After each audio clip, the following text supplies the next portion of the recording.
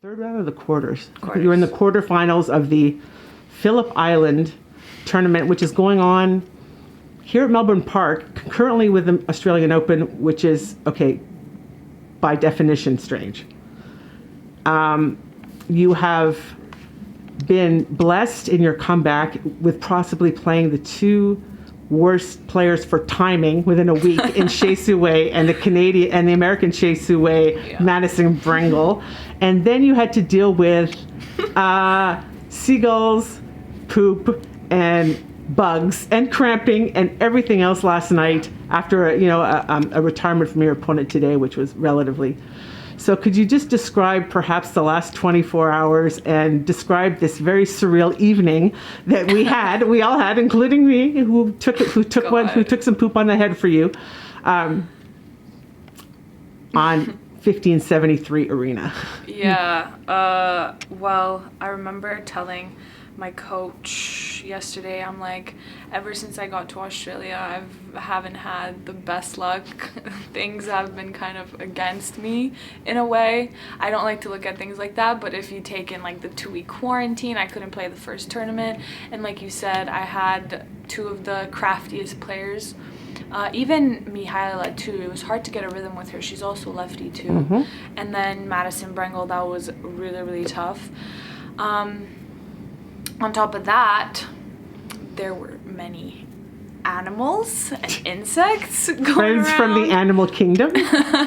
Yeah, and all I can say about that is it's just literally a joke. I've never seen that. I've never experienced that in my life. There was literally bird crap falling on the court, which we could have easily slid on, and then bugs like left and right. Super, super funny. That's all I can say. I'm glad I got a couple laughs out of it. I know Madison, she was about to hit one, which was the funniest thing ever. At one point she said to her coach, she said, I'm going to need therapy after this. Yeah, she's a very funny girl. And also at one point I wanted to get my ice towel, and the guy went like around the corner to put water on it, I think, and she saw the ball kid, or I don't know who it was, put it on the ground, and she looks at the ref, she's like, that's not very sanitary, you know that. The guy literally just put her towel on the ground. You know that's not sanitary, right? Like, she talks like that, but it's the funniest way. At the end of the day, though, even though you were having some cramping issues in the ice towel, the ice, everything was going on, you managed to find a way to win that match. Does it feel on some level that it can't get any tougher than that in this comeback? Like after that, everything is almost just a little bit easier? Yeah, on top of everything else, the cramping too. I thought I was over that, but my coach was like, well, this is your first tournament back, or second tournament back now. I know I only played 2 matches, but it was my first like very tough match back under these conditions that I wasn't really able to play under, because the weather here has been very bipolar, like very up and down. So for me, it's just getting used to it again, I guess, and getting back into just match play. I don't feel like I'm playing my best tennis yet.